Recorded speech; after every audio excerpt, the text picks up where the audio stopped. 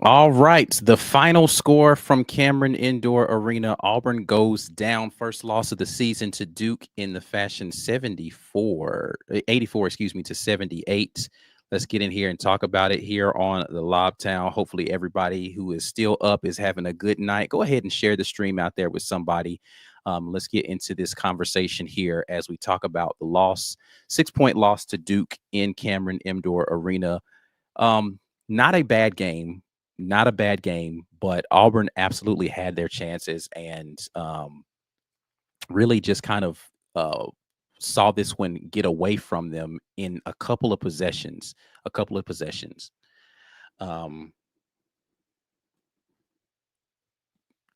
Auburn's got to do a better job, I think, of just taking getting better shots in certain scenarios, and they just didn't do a great job in this game in like I said, in a couple of possessions of just kind of rushing possessions, taking bad shots, only one person touching the basketball type of stuff.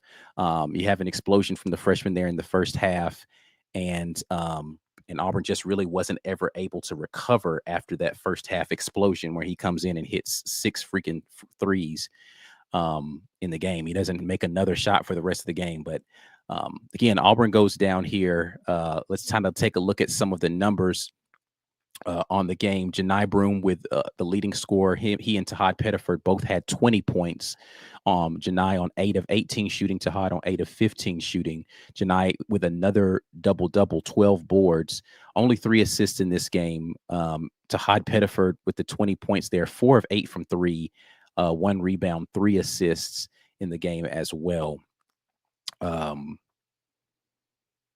Outside of that, Chad Baker-Mazar with 17 on 5 of 8 shooting, a very efficient day for him. 2 boards, 3 assists, 1 really terrible turnover there on that inbounds. And that, I mean, those are the double-digit scores. Miles Kelly early in the game got really involved, 4 threes in the game in total, 5 of 7 shooting overall, but really kind of non-existent there in the second half was Miles Kelly. They did a better job of running him off of that stuff. But the conversation is going to be about Denver Jones, Dylan Cardwell, just and JP Pegues really just not giving you anything in their minutes. And you lose a game by 6 points. The discrepancy in rebounding here, Auburn takes the rebounding edge 39-34 by the end of the game. But the first half, Auburn was out rebounded. They did a really good job in the second half of rebounding a lot better. But they've got to do a better job of getting some contributions for some guys that are scorers for this team. And I think the foul trouble really limited the rotations the way that they want to. But again, people are going to go crazy about this loss, but Auburn early in the season to a really good Duke team getting a loss at Cameron Indoor is not a bad loss on the season by 6 points. But this is one that Auburn's going to look back and say we should have won this game. So let's get over here to the comment section, see what you guys are talking about before I talk about this a little bit more. Start with super chat here from Heavy, who says refs wearing blue underwear with little devils. It was some bad reffing going on. Auburn took advantage of some bad calls by the refs too. That Chad Baker thing looked like an absolute offensive foul on that inbound.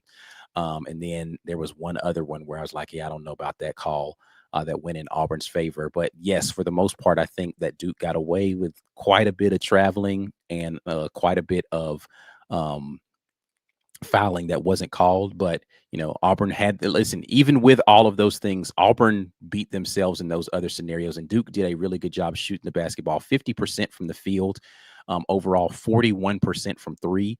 Auburn shot the ball fairly well themselves, 45% from the field and 40% from 3. I am surprised that Auburn shot more 3-point field goals in this game than Duke did. I said at halftime that I thought that Duke was going to at least take another 10 threes, and they really did not. Auburn took more threes in the second half because they were even in 3-point shots. But definitely got to take advantage of possessions where you just took some bad shots there. Again, we're in here, Lobtown. Make sure that you guys go ahead and share the video with somebody out there. Let's get some more people involved in this before the night's done. Robin the Bank said Denver Jones had 0 points. He did indeed on 4 shots. Denver just didn't seem to really be in this game offensively from the very beginning. I didn't feel like he was in rhythm. And that might be, a situation where they've got him playing the point guard this year. He is going to have those games where he doesn't score as much. But I just don't feel like he was really in rhythm for the vast majority of the game. Floppy Toppy says 15 more free throw attempts in this game. It is insane. Duke shot 17 of 21 from the free throw line to Auburn 10 of 12. Amazing free throw percentage. Just didn't get a chance to shoot very many of them in the game for Auburn. Ben Bloodworth jumps in with the super chat, says, how can Auburn prevent one player going off? It happened last season too. Yale, Tennessee, etc. I mean, if one player is unconscious, I don't know how you prevent it. Like, guys are making shots. There's no way to prevent a guy just making crazy shots. So I don't know if there's a way to prevent that other than just take the ball out of their hands and don't let them touch it. But then you're going to have to pull a double team or something like that. So Lisa Wise with the super chat, free throws, Duke 17 to 21, Auburn 10 to 12. We just talked about that. Lisa, you are correct. Another super chat from Heavy says, Ike, thanks for spending all day with us. You are right. I have been on live stream pretty much nonstop since about 7:30 this morning, between early signing day, the midweek rapport, and now the watch party and this after stream here. So I'm going to be on vocal rest tomorrow, even though I work a job where I have to talk. But when I get off of work, I ain't going to talk to nobody for a long time. Let's see here. What else do we have? Lawrence says they didn't play bad. This was a weird game. The free throws attempted is the discrepancy. Honestly, it really is. I mean, when you look at a team that, or a game where you lose the game by 6 points, and Duke made 7 more free throws than you in a game where you lost by 6 points, and they shot 10 more, then that is pretty much where you lost that game. I'd say that you lost the game in second chance points as well early in this game. But Auburn's second half, listen, Auburn, I mean, they only outscored Duke by 1 point in the second half, but Auburn played a much better basketball game in the second half than they did in the first. If they had gotten the same kind of effort, I think, on the glass and defensively in the first half, Auburn wins this game fairly comfortably, in my opinion. The first half is where this got away from Auburn again, when you got a guy come off the bench shooting 6 threes, and going 6 of 7, I think, in the first half of that game. And then subsequently, getting out rebounded by the way that they did in the first half, and having that free throw discrepancy be so large in the first half of that game. That's where the game got away from Auburn. A good second half. Auburn's been a good second half team all season. Just wasn't enough today to make up for what they didn't get in the first half of this one. Justin says that was a good ass game. Listen, if you love basketball, this was some high level basketball being played out there.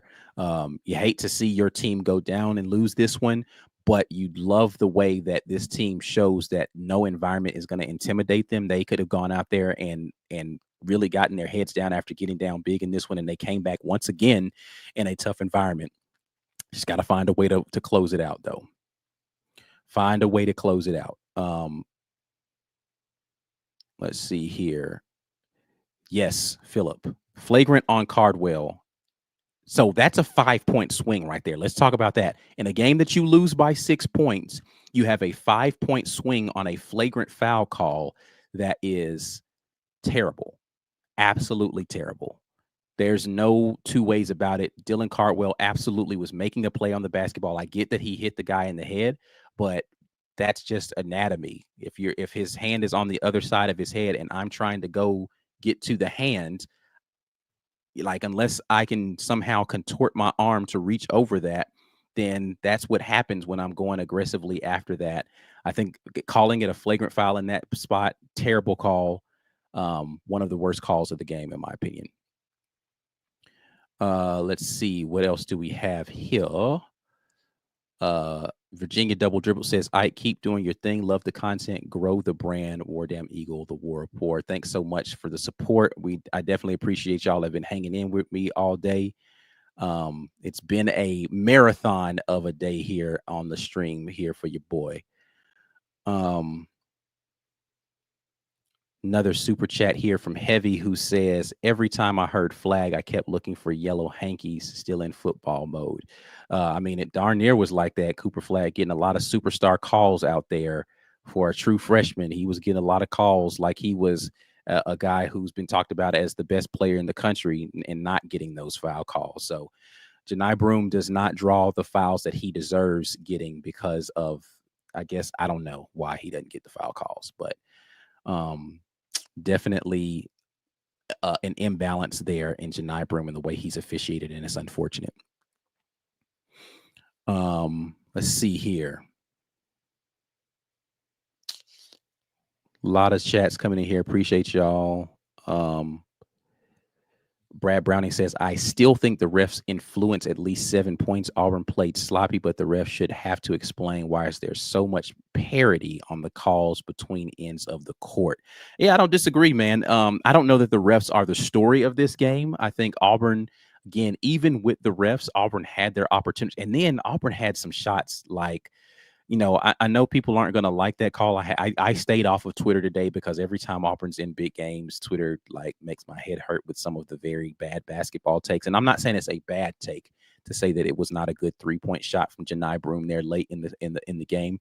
That's a shot I think that Janai, as the best player in the country, is supposed to take and make in that moment.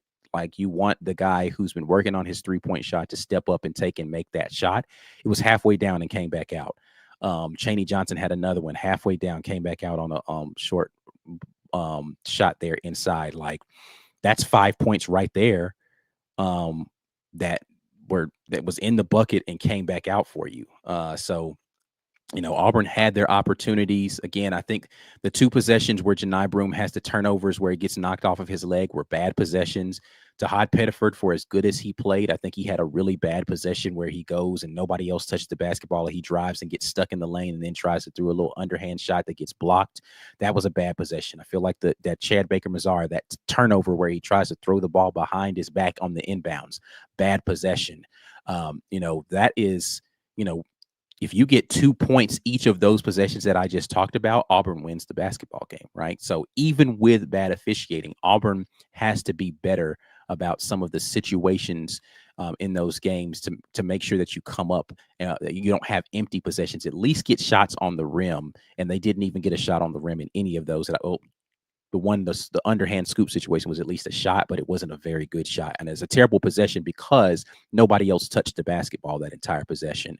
I'm less mad about the heat check 3 that Tahaad took coming down in transition than I am about that possession where he dribbles himself into no man's land and throws that scoop shot up. So got to be better than that. Ben Bloodworth jumps in and he says, what's your take on the late game Baker-Mazara chain of events? Huddle entry plus push. The huddle entry plus push was nothing. The huddle entry situation was nothing. The push was absolutely a foul on Chad. And he's one of those guys, like, it's almost as if Chad forgets at this level that they can go and watch what you did and see that, though you tried to make it look like you just, this guy's trying to hold me, but like the push was unnecessary. So, but the huddle thing, like, they were making that into nothing on the broadcast, into something out of nothing on the broadcast. What happened in that scenario is Chaney's fighting for the basketball on the floor. He stands up, and then a bunch of Duke players, for whatever reason, start to aggressively approach him and want to huddle right around Chaney. And he's like, all right, hold up, we're not finna do that. And all he does is go break up the huddle. So I don't know why they were trying to make that into something and go and look and see what happened there. There was nothing there. But the push, he got away with one on that very next inbounds. So nothing here.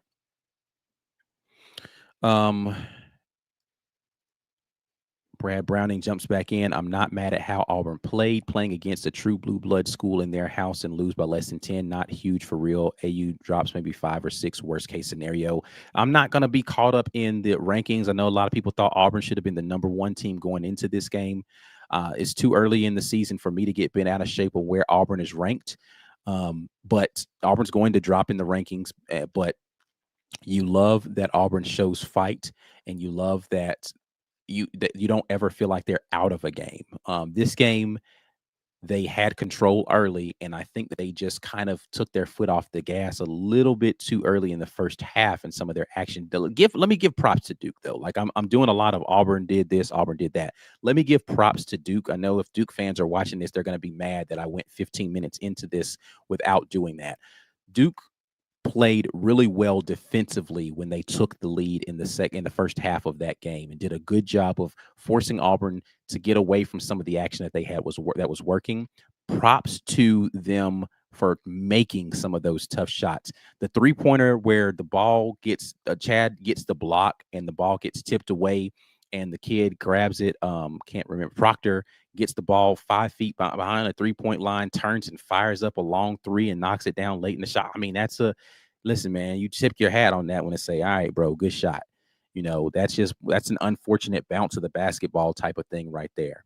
A kid coming off of the bench, of true freshman, McDonald's All-American, can absolutely fill it up, goes and hits 6 threes in the first half, and truthfully, because Auburn was playing poor defense, not communicating well off of how they were doing the off-ball screen action, he laces up some open threes there. You tip your hat and you say, man, all right, bro, like, good shot. you know uh if Cheney Johnson hits, let's see, Cheney is in this game 0 of 3 from 3, and he had some good looks from 3. He knocks down 2 of those 3, which he's fully capable of doing. Auburn is tied in this ball game. So again, Auburn had their opportunities in this one. That Janai Broom 3 that I talked about that was in and out, he was 0 of 3 from 3. Denver Jones, the 1 3-pointer he took, I didn't think was a very good shot. Tahaad 4 of 8. He probably took one of them that was a bad shot. JP Pegues gives you nothing again in this game. He only played 4 minutes, but those 4 minutes were not very good. Miles Kelly played 37 minutes in this game, man. A lot of minutes from Miles. I think Auburn needs to, in some of those late game scenarios, lean on, like, if Denver Jones is going to be your point guard, Miles Kelly needs to be your scoring guard. I think Miles is a guy that you can get some solo ISO stuff for him. I don't think they ran enough action for Miles late in the game to try to get him open, to try to play off of that to make Duke run and chase him and then get maybe some slip screen action with Janai off ball. But yeah, I think Miles needs to be a guy that you lean on the offensive end a little bit more than Auburn did in this game, particularly in the second half.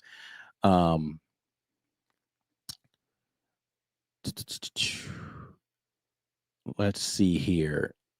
Brad asked, did the Evans kid even do anything in the second half? I think he took one shot in the second half of that game, and it was a runner that he missed pretty badly.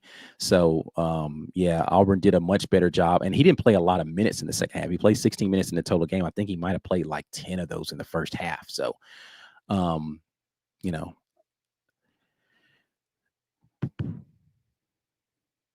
let's see here.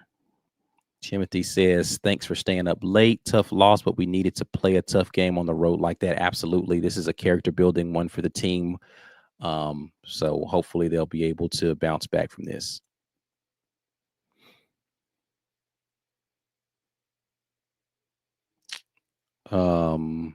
Vonnegail, not sure if you already talked about it, but Tahaad shines when the lights are bright. Tahaad had a really great game. Let's talk about it for a second before we get out of here. 8 of 15 shooting, 4 of 8 from 3, 1 rebound, 3 assists. But like he was absolutely balling out there. I think the only thing that took him out of the game was just the bad fouls on defense, where he wasn't able to play as aggressively as he needed to. So they had to get him out of the game so he doesn't foul out. If he can be a little bit more solid defensively without fouling, he's going to be able to play heavier minutes. And this is the thing that I've been saying, everybody's like, oh, Pegues doesn't need to play minutes. Pegues played 4 minutes in this game. But Tahaad needs to be able to play more than 18 if Pegues is only going to play 4, so you don't have to play Denver at the point as much. But Tahaad has to stay out of foul trouble.